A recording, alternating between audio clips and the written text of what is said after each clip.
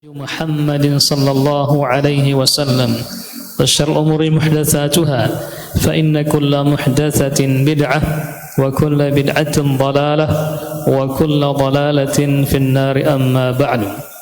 Mari kita lanjutkan membaca kitab Syarhul Qawaid Al-Arba' atau penjelasan tentang 4 kaidah memahami tauhid karya Syarh Syekh Shalih bin Fauzan Al-Fauzan hafizahullah taala. Dan sekarang kita masuk ke halaman 75. Mana yang baca? Yunan, baca? Ya, tunjukkan pesonamu.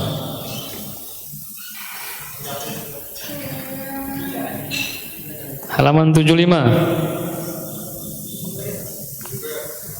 Abu Zubair, Masya Allah. Fadal.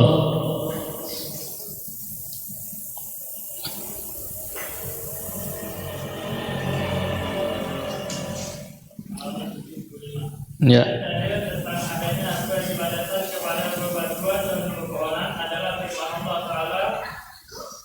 Yang artinya, maka apakah patut kamu hai orang-orang muslim mengangkat Al-Lata dan Al-Uzza, dan mana yang ketiga yang paling kemudian sebagai anak perempuan Allah, dan An-Najm ayat 19 sampai 20. Nah, jadi di dalam kitab ini kita diajarkan oleh penulis kitab ini dan juga yang mensyarahnya bahwasanya setiap pernyataan harus berlandaskan dalil.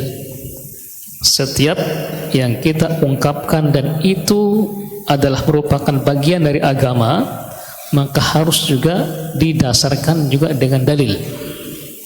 Karena setiap yang kita katakan dalam agama itu ketika tidak dilandaskan dasir, ketika tidak berlandaskan dalil, dari mana didatangkan? Apakah dari pendapat seorang ulama, ataukah hasil olahan pikiran dia, ataupun yang lainnya? Kenapa di saat kita berbicara masalah agama, maka kita harus kembalikan itu landasannya kepada Al-Quran dan juga Sunnah Nabi kita Muhammad Sallallahu Alaihi Wasallam. Itulah prinsip, itulah manhaj. Itulah manhaj. Sebab kalau kita mengatakan, oh itu kan menurut si ini, si fulan, berarti kalau kita merujuknya ke pendapat si fulan atau alan, berarti kita sudah menghilangkan kehormatan Al-Quran dan juga Sunnah. Atau kita menghilangkan apa? Tujuan Allah menurunkan Al-Quran dan Allah mengutus nabinya. Kenapa? Allah menurunkan Al-Quran, mengutus nabinya agar kita merujuk kepada kitab-kitab. Kenapa? Agar agama ini tetap terjaga dari semenjak Allah turunkan sampai nanti hari kiamat. Kenapa? Ada landasannya, ada pondasinya, ada akarnya. Jadi ada akarnya. Sehingga apa? Menutup segala kemungkinan orang-orang yang berkata berdasarkan agama tapi berdasarkan otaknya. Menutup segala kemungkinan orang yang berbicara masalah agama tetapi berdasarkan otaknya. Makanya ketika ada orang-orang yang selalu mengatakan melaksanakan hal-hal yang baru dalam agama, ketika dia bicara masalah agama, kita katakan kepada dia, apakah Nabi Sallallahu Alaihi Wasallam ketika menyampaikan agama, ada enggak yang bagian dari agama ini yang tidak Nabi sampaikan atau tidak Nabi kerjakan? Ada enggak dari sebagian agama ini yang mana itu kita katakan agama, kita katakan itu bagian dari agama, tapi Nabi tidak sampaikan atau Nabi tidak kerjakan? Satu di antara dua, betul enggak? Kalau dia mengatakan ada, artinya ada yang bagian dari agama yang Nabi belum sampaikan tapi dia tahu, maka ini adalah bentuk kekufuran. Bentuk kekufuran. Kenapa? Karena Allah mengutus nabinya dan Nabi ketika menyampaikan agama ini sudah sempurna semuanya. Makanya ketika ada yang mengatakan ada yang bagian dari agama belum sampaikan, maka dia telah kufur. Paham ya? Paham nggak maksudnya? Paham nggak maksudnya nih? Paham ya? Atau jawaban yang kedua? Ya? Apa jawaban kedua? Apa jawaban kedua? Ketika dia mengatakan bahwasanya ada yang ternyata ketika dia mengatakan tidak ada, misalnya dia mengatakan tidak ada, jawaban yang pertama ada, maka dia kufur. Kenapa? Nabi sudah menyampaikan. Ketika jawaban yang kedua dia mengatakan apa? Tidak ada, maka telah membantah apa yang dia katakan. Apa artinya? Dia mengada-ngada dalam agama, padahal Nabi sudah menyampaikan semuanya, dan tidak ada yang tidak disampaikan, berarti dia sudah membantah dirinya sendiri. Nah, di kitab ini kita diajarkan metode dalam kita beragama. Tidak hanya bagaimana cara menjalankan agama, tapi bagaimana cara kita beragama. Nah, maka di sini katakan dalil.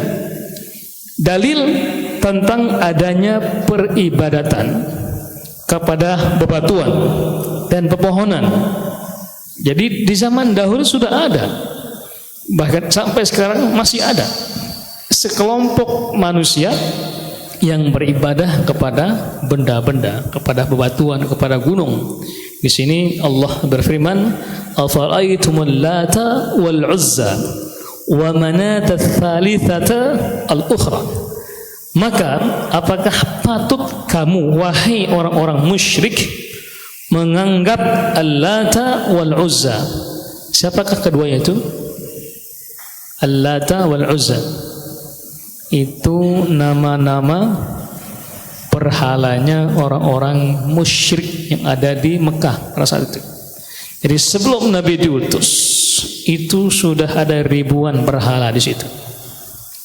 Ya, dan juga ada lagi yang ketiga, Al-Lata wal Uzza wal Manat ats-tsalitsah. Jadi ada 3 macam Tuhan yang mereka sembah namanya, dan ada lagi nama-nama yang lainnya. Makanya Umar bin Khattab radhiyallahu anhu, apa kata Umar? Kunna fil jahiliyah. Kami dahulu di saat kami jahiliyah, di saat kami menyembah Tuhan kami, dan Tuhan kami itu terbuat dari gandum, dari roti katanya. Di saat kami lapar, kami makan Tuhan kami katanya. Jadi lapar, pas nyembah Tuhannya dari roti, dimakan Tuhannya. Di mana logikanya itu? Di manakah logikanya ya yang menyembah memakan yang disembah? Kan tidak logis. Makanya kita bersyukur kepada Allah Subhanahu wa taala, kita diberikan akal yang sehat. Kenapa? Karena kita menyembah Allah yang Maha Kuasa. Kalaupun ada orang-orang yang menyembah selain Allah Subhanahu wa taala, apalagi batu, pasir dan sebagainya, dan mengatakan kami lebih canggih, ingat, selama mereka berada dalam kesyirikan, maka selama mereka itulah mereka berada dalam kedunguan. Kedunguan. Makanya kita bersyukur kepada Allah Subhanahu wa taala, kita menyembah Allah yang Maha Esa. Naam, lanjut.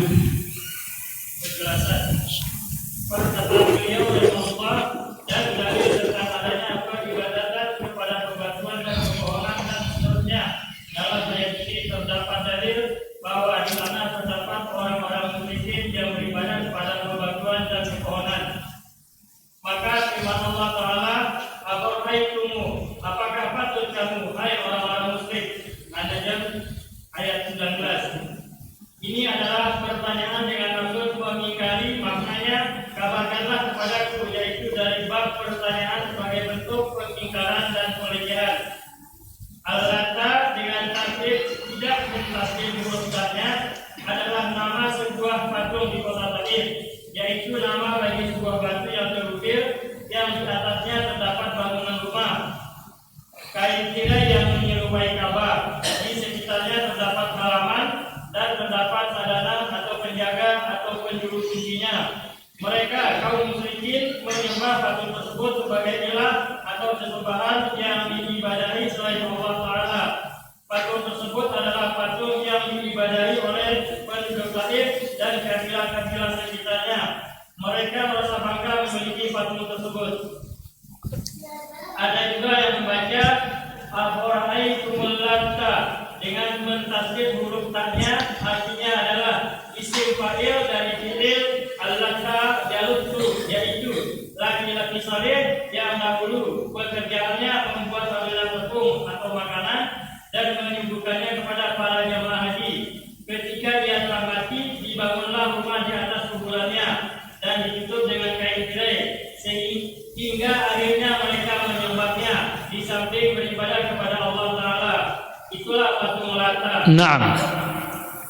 Jadi tadi kita singgung tadi, apakah Al-Lata dan apakah Al-Uzza. Nah, di sini jelaskan bahwasannya Al-Lata wal Uzza dan 3 patung yang lainnya dahulu itu adalah orang-orang saleh. Dahulu itu orang-orang yang saleh. Dan mereka masih murid dari sahabat atau murid dari Nabi Nuh alaihissalam. Nabi Nuh alaihissalam ketika beliau berhasil membawa sekelompok orang-orang beriman kepada beliau, orang musyrik kan Allah tenggelamkan. Orang musyrik Allah tenggelamkan.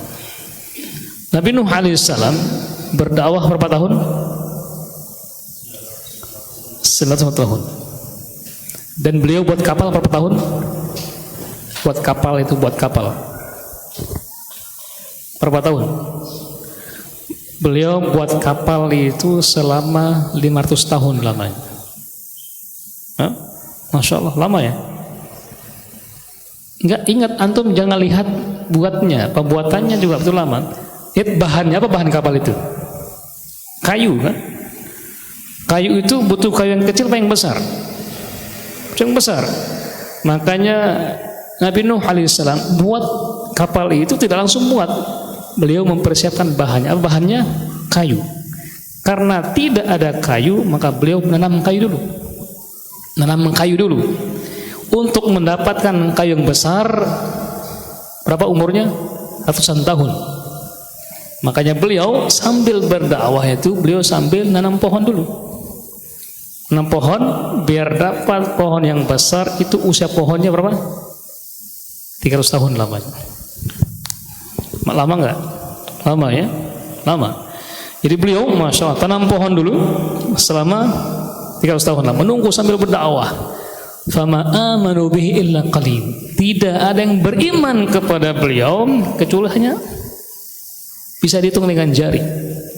Selama itu terus dihina. Buat apa tanam kayu katanya? Aku bikin perahu. Buat apa perahu? Enggak ada hujan, enggak ada apa. Bayangkan selama 100 tahun beliau diuji dengan cacian umatnya. Tetap konsisten dengan tanam pohon sampai ketika pohonnya sudah besar. Kira-kira kalau pohon umurnya 3 tahun berapa tingginya itu? Pohon jati misalnya, kalau usianya sebanyak 300 tahun berapa? Diameternya berapa ya? Ada sebesar ini nggak? Ada nggak? Sebesar ini ada nggak ya? Ada nggak? Berapa? Ini mana ahli kayu nih?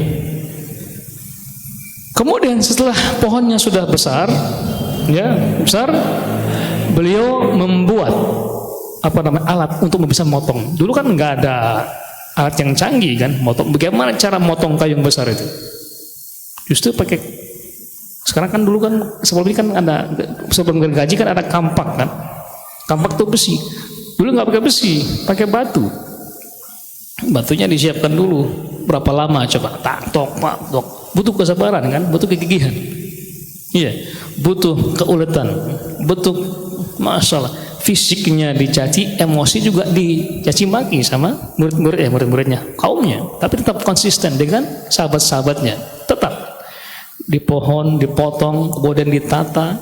Itu pembuatannya apa? 2 tahun lamanya. Jadi menyiapkan kayu berapa tahun tadi? 100 tahun.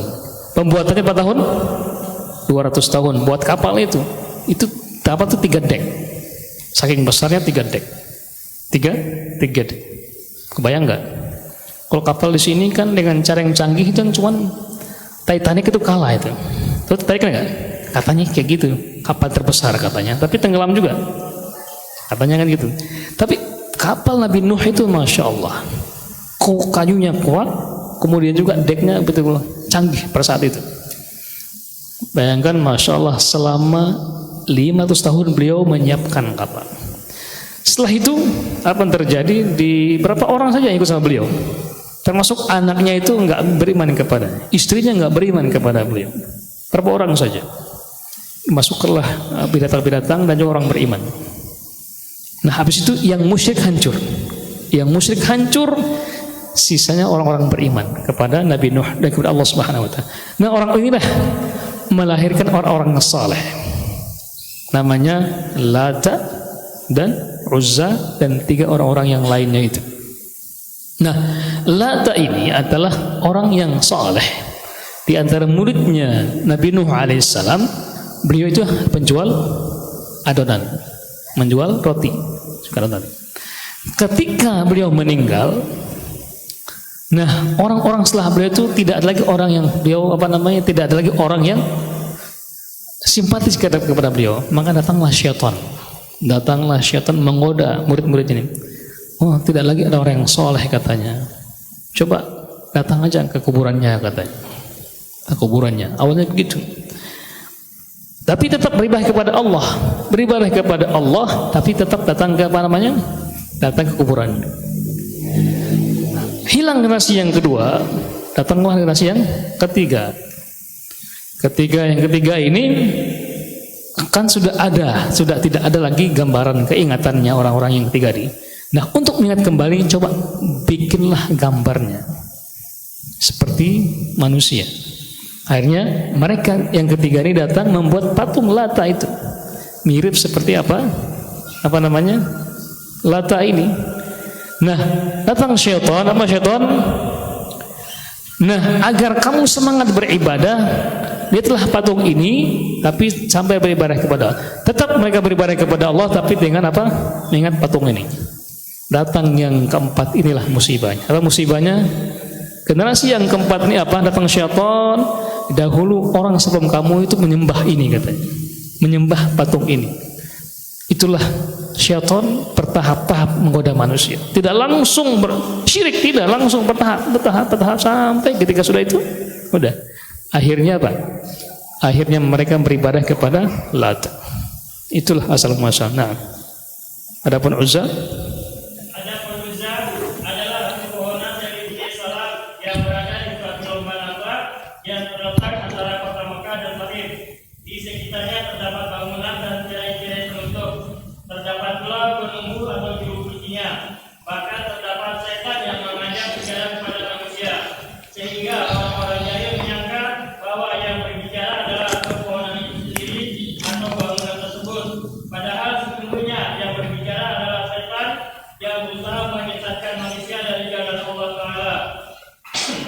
Dulunya patung tersebut adalah untuk peribadatan orang-orang Quraisy, penduduk Mekah dan orang-orang yang ada di sekitarnya. Ada mana sebuah batu besar yang berada di Gunung Qudais antara Mekah dan Madinah. Berhala tersebut adalah berhala yang diibadahi oleh suku Khuza'ah, Aus dan Khazraj. Dahulunya mereka memulai ilah untuk haji dari tempat berhala tersebut dan mengibadahinya sebagai ilah atau sesembahan selain Allah Ta'ala. Naam. Jadi Uzza itu adalah berhala yang terbuat dari pepohonan. Kalau Lata ya, dari mana tadi? Bebatuan. Ini pepohonan. Itulah syaitan. Bagaimana mereka konsisten dalam menggoda manusia dan tidak pernah putus asa. Dan syaitan ini, iblis ini, ketika mereka sukses menggoda manusia, mereka masuk ke neraka. Nah, kita sebagai seorang mukmin, ketika sukses menjalankan tugas kita sebagai mukmin, kemana kita? Ke surga. Makanya jangan pernah kita menjadi tim suksesnya iblis. Jangan pernah menjadi tim suksesnya syaitan. Kenapa? Kalau kita ingin menjadi bagian dari mereka, ingat ketika iblis sukses, tahu kemana mereka pergi. Makanya seorang muslim konsistenlah dalam keislamannya. Orang beriman konsisten dengan keimanannya, jangan tergoda dengan godanya iblis. Nah, kemudian al-manat juga merupakan batu besar yang berada di kota namanya Gunung Udaid. Kalau apa namanya Al-Uzza itu, kalau Al-Lata itu berada di Taif, itu yang diibadahi oleh orang-orang Bani Thaqifah. Jadi daerahnya Taif, masyarakatnya sukunya Thaqifah. Ya, kalau di Mekah sukunya apa? Quraisy yang terkenal. Kemudian di sini ada antara Makkah dan Madinah namanya Udaid. Itu labat Tuhannya orang-orang antara Makkah dan Madinah itu. Jadi masing-masing daerah itu punya Tuhan masing-masing dan punya nama masing-masing. Intinya ini yang mereka sembah selain Allah Subhanahu wa taala. Nah, lanjut yang ketiga. Nah, jadi ketiga berhala ini adalah berhala yang paling besar dan ternama pada saat itu. Artinya ada juga Tuhan-Tuhan yang lainnya itu. Tuhan-Tuhan, berarti kalau kebanyakan Tuhan jadi hantu jadinya. Tuhan hantu jadinya. Kalau kebanyakan Tuhan itu hati-hati. Jadi ada juga banyak Tuhan yang lainnya, bahkan sampai ribuan. Tapi yang terkenal itu apa tadi? Al-Lata, Al-Uzza dan Al-Manat As-Salah. Nah, lanjut. Allah Ta'ala berfirman, "Afara'aytumul Lata wal Uzza wa Manat?" Maka apakah patut kamu wahai orang-orang musyrik menganggap Al-Lata dan Al-Uzza dan Manat? Maksudnya, apakah ketiganya memberi kecukupan kepada kalian? Apakah ketiganya memberikan nafkah bagi kalian? Apakah ketiganya mampu menolong kalian? Apakah ketiganya bisa mencipta, memberi rezeki, menghidupkan dan mematikan? Apakah yang kalian dapati dari berhala-berhala tersebut? Nah, jadi semua yang kita tanyakan tadi itu mengaktifkan akal sehat kita tentang Tuhan-Tuhan yang disembah itu. Ya, kalau orang yang berakal sehat, maka tentu ketika melihat dan menjawab pertanyaan ini akan berubah perkiranya. Namun ketika orang yang sudah mengatakan yang penting pokoknya itu susah mencerna apa yang kita akan tersebut. Nah, pertanyaan ini adalah dari rangka pengingkaran dan menggugah akal-akal mereka agar kembali kepada kecerdasannya. Berhala-berhala itu tidak lain hanyalah seonggok bebatuan dan pepohonan yang tidak memiliki manfaat maupun mendatangkan bahaya. Bahkan semua itu adalah bentuk. Tatkala Allah Ta'ala mendatangkan Islam dan Rasulullah SAW membuka kota Mekah Musyarrafah, beliau mengutus Mughirah dan Syu'bah dan Abu Sufyan bin Harb untuk menghancurkan Lata yang ada di Taif. Maka keduanya menghancurkan Lata atas perintah Rasulullah SAW. Naam. Jadi ada yang ini dulu oleh Ahlus Sunnah wal Jamaah, Makkah itu dikatakan Al-Musyarrafah. Kalau Madinah An-Nabawiyah. Namun ketika dinasti dikuasai oleh dinasti Utsmaniyah, diganti namanya dengan kalau Mekah Al-Mukarramah, kalau Madinah Al-Munawwarah. Yang nama yang cocok itu adalah Mekah Al-Mukarramah dan Madinah An-Nabawiyah. Madinah itu artinya kota kenabian, maka dikatakan Madinah An-Nabawiyah. Kemudian Mekah Al-Musyarrafah, Mekah yang Allah musyarrafah yang Allah berkata syarif, Allah muliakan. Kalau mukarramah itu lebih condong ke apa? Ke manusia. Mukarramah itu. Kalau musyarrafah ke tempatnya. Nah, lanjut. Beliau sallallahu alaihi wasallam juga mengutus Khalid bin Walid untuk menghancurkan Uzza. Nah, Maka Khalid menghancurkannya, menebang pohon-pohon yang ada serta membunuh jin perempuan yang biasa mengajak bicara kepada manusia dan menyesatkan mereka. Dan beliau meratakannya sampai pada bagian yang paling akhir tanpa tersisa. Walhamdulillah, demikian juga Rasulullah SAW mengutus Ali bin Abi Thalib untuk menghancurkan Manat. Maka beliau menghancurkannya dan menghilangkannya tanpa bekas. Berhala-berhala tersebut tidak mampu menyelamatkan dirinya. Lalu bagaimana ia mampu menyelamatkan orang-orang yang beribadah kepadanya? Nah, maka inilah akal kita ini. Harus kita aktifkan lagi akal sehat kita ini.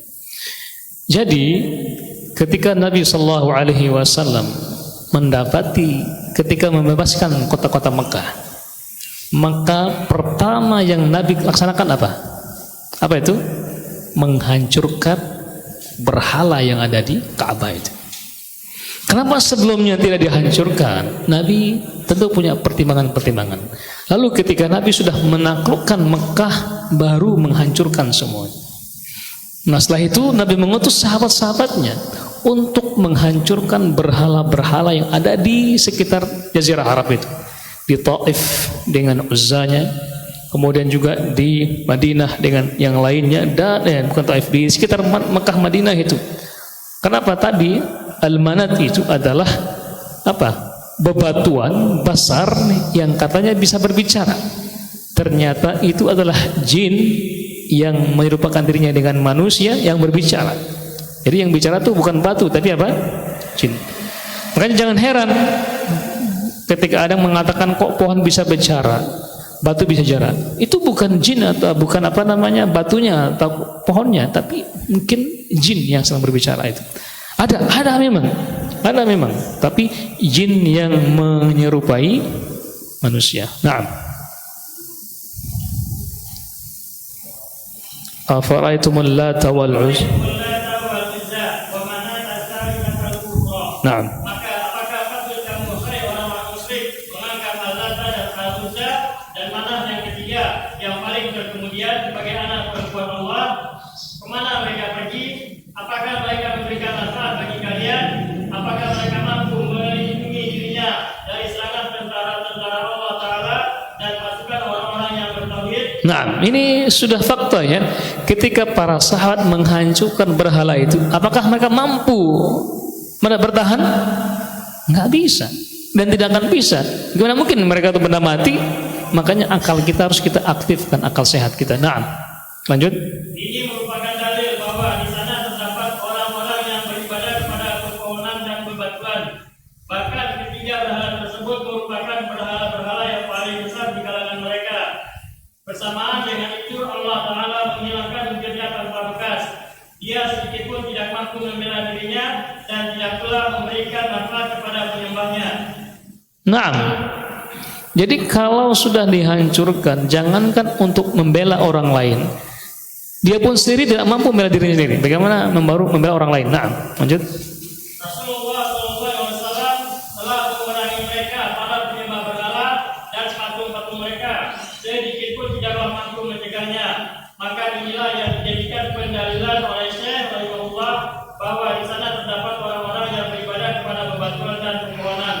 Nah, ya subhanallah, manusia yang memiliki akal beribadah kepada pepohonan dan bebatuan yang tidak lain adalah benda mati, tidak memiliki akal, tidak mampu bergerak, tidak pula hidup. Kemana perginya akal-akal manusia? Maha tinggi Allah dari apa yang mereka katakan. nah. Jadi kalau kita melihat apa yang kita baca tadi itu, setiap yang beliau sampaikan, beliau mendatangkan dalilnya.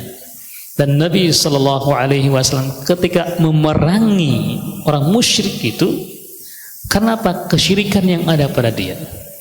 Dan sekarang pun kita perangi mereka, bukan fisiknya, tapi apa? Peribadatannya. Ya, makanya dikatakan orang yang berdakwah dikatakan jihad, karena jihad melawan kesyirikan. Jihad melawan kekufuran, itulah musuh kita bersama. Makanya dahulu ada istilah namanya memerangi TBC namanya. Apa TBC itu? Ya, takhayul, bid'ah, khurafat. Itu dulu tahun itu sudah diumumkan tahun 60-an. Sebenarnya bukan hal yang baru. Bahkan Al-Imam Muhammad bin Saud pun yang dikatakan sebagai Wahabiyah itu memerangi kesyirikan tersebut. Nah, di situ ada orang yang atau tasawuf yang suka dengan tasawuf atau sufi itu karena mereka merasa dihinakan oleh oleh dakwah ini, hanya mereka membuat tipu daya agar mereka itu agar mereka ibadah mereka itu dilancarkan dan mendapatkan sedikit dari cuan. Wal'iyadu billah. Jadi dakwah kita ini ketika menghancurkan tauhid, maka pasti ada yang menentang. Terutama yang orang-orang yang langsung beribadah dengan itu, seperti orang Syiah, orang tasawuf, dan juga orang-orang ini aja yang suka berantakan dengan dakwah. Selainnya tetap menerima walaupun tidak suka. Tapi inilah yang bertangan dengan yang menolak dakwah tauhid ini ketika mereka beribadah kepada selain Allah Subhanahu wa taala. Wallahu taala alam. Ini yang bisa kita sampaikan, insyaallah kita akan teruskan di pertemuan berikutnya. Ini sisa berapa halaman lagi nih? 1 2 3 4 5 6 7 8. Insyaallah mungkin kita selesaikan 3 atau 2 pertemuan lagi insyaallah. Dan kita harus mempersiapkan buku yang lainnya untuk kita bahas lagi. Mungkin ada saran-saran buku apa yang kita baca, yang kita selesaikan, biar kajian kita ini dengan kitab, tidak tidak gonta-ganti kitabnya. Jangan sampai kita kajian belum habis ganti lagi kitabnya, habis ganti lagi, hingga tidak nyambung. Tetap bertahap dulu. Setuju ya? Ada buku yang bagus namanya Asy-Syama'il Muhammadiyah yang pernah kita bagikan dulu tuh, ya, pernah kita bagi dulu. Itu yang menjelaskan tentang kepribadian Nabi kita Muhammad Sallallahu Alaihi Wasallam secara khusus dan spesifik di situ. Jelaskan fisiknya, akhlaknya, bahkan fisik detail pun dijelaskan. Bagaimana gaya rambutnya, bagaimana alisnya, bagaimana matanya, bagaimana gaya bicaranya, bagaimana nadanya, bagaimana rupanya, dijelaskan secara spesifik. Setuju nggak? Biar kita tahu bagaimana Nabi kita Muhammad Sallallahu Alaihi Wasallam, sehingga kita mengidolakan beliau. Jangan sampai kita sebagai seorang Muslim tapi mengidolakan orang kafir. Muslim sejati itu mengidolakan Nabi Muhammad Sallallahu Alaihi Wasallam. Sehingga kalau kita melaksanakan ini, kenapa kamu begini? Nabi kita begitu, kan begitu.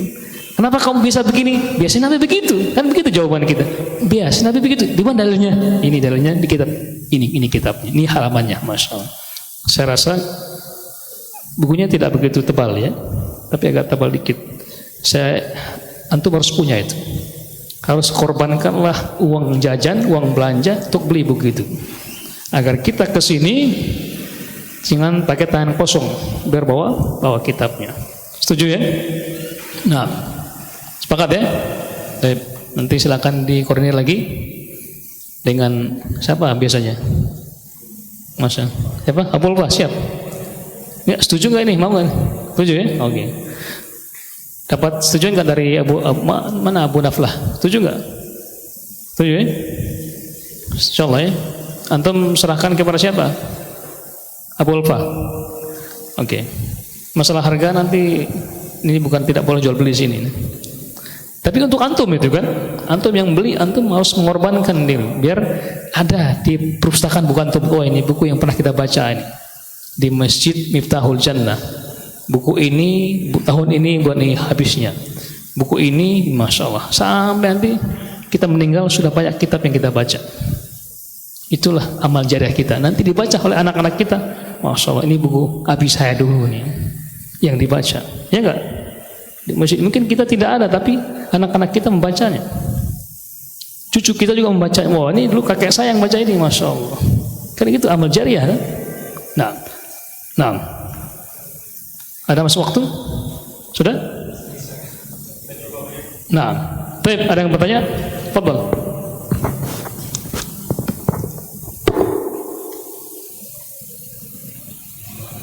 Fadhal, Takwim. Bertanya? Nggak ada? Mumpung gratis pertanyaannya.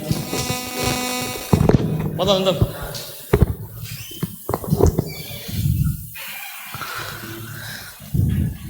Kalau nggak ada, kita akhiri. Gimana? Ada Pak Dokter nih? Ada Pak Dokter? Nggak ada? Kalau tidak ada, ya kita akhiri dengan doa majelis.